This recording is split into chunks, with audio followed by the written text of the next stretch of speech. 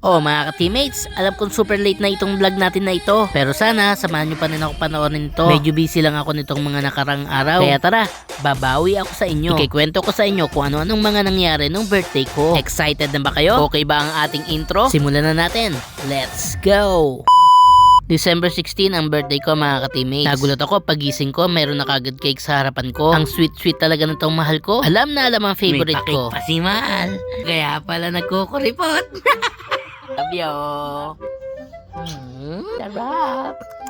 At isa pa tong poging anak ko na lagi nagpapaganda ng araw ko. Gulat na gulat kami dahil sinusubukan na niyang dumapa. 4 months old pa lang si baby Toby ngayon. At sa December 28 ay 5 months na siya. Ano Toby, kaya pa ba? Abatay ka, may cake na naman ako. Maraming salamat Boss Edlin and Boss Emily ng eHome Improvement Center. Oh Mama Doc, alam nyo na ha. Paalis nga pala kami that time para i-celebrate ang birthday ko. Gusto sana namin sa Angel's Pizza. Kaso wala yung favorite naming bundle. Kaya sa Shakey's kami pumunta. Masayang masaya ako ngayong birthday ko. Dahil bukod sa may baby na kami, ay kasama ko na rin sa wakas si Mama Doc sa pag-celebrate ng birthday ko. Oh Ate Gina, ang sama ng tingin mo sa cake ko ha. Bukod sa burger ay pizza lover nga rin pala kami mga ka-teammates. Sobrang gutom ko nga, hindi ko na naisip na mainit pa pala yung chicken. O diba, umuusok-usok pa. Nagulat ako dyan dahil nawala sa isip ko na dito nga pala sa Shakey's pag birthday mo ay kakantahan ka nila. Napakasipag talaga ng paring ogot namin. Maraming salamat sa staff ng Shakey's Pizza. Oh, blow the candle na mga ka-teammates. Hulaan nyo kung anong winish ko. Mamaya ko na lang sasabihin sa inyo. Kaya tapusin nyo ang ating vlog na ito.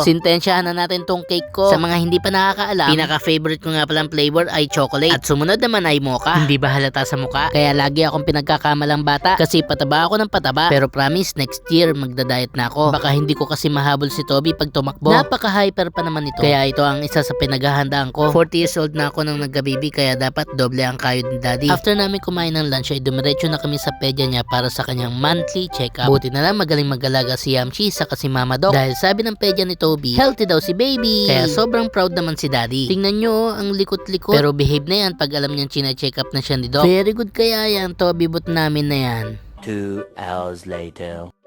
Nung mga oras na yan ay hindi ko alam na may pa-surprise pala sila mama at ang lagista. Kuya Adi, parang ako lang yung cake na kapit mo ah. Happy birthday! Happy birthday!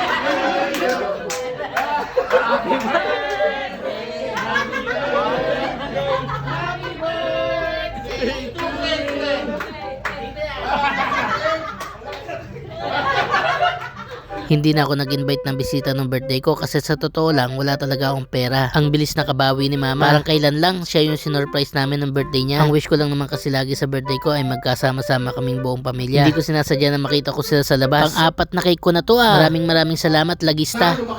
Sana mawala na mga utang ko. Umorder nga pala ng food si mama dun sa classmate niya sa Yolanda's Kitchenette. Sopas lang talaga ang pinaluto ko that time mga ka-teammates. Kasi iniisip ko instead na maghanda ako ay ihulog ko na lang sa ipon ni Toby. Kaya sobrang natouch ako sa surprise na to. At maraming salamat Mama Doc at Yamchi dahil masaya din ako kapag kasama ko ang lagista. At meron din surprise sa akin si Lord. Wow! Ang galing!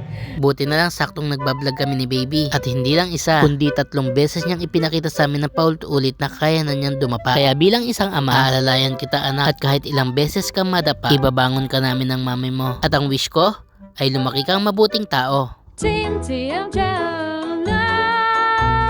Team TMJ.